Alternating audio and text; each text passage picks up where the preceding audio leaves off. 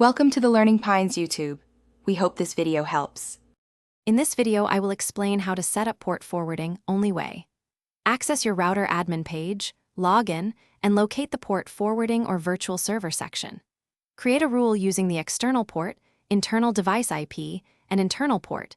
Choose TCP, UDP, or both, then save and apply the settings. Reboot the router if required and test from an external network with a port checker or remote device to confirm successful forwarding.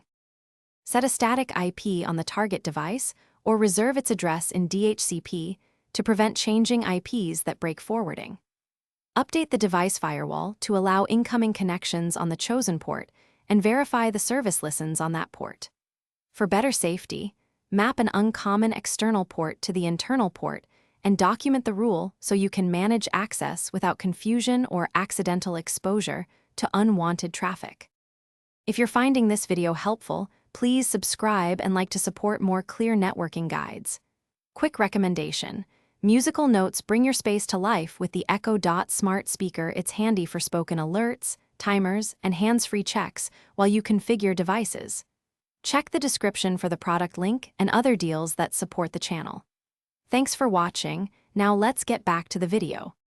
After saving port forwarding rules, test from an external connection or a trusted port checker to ensure the port shows open and the service responds.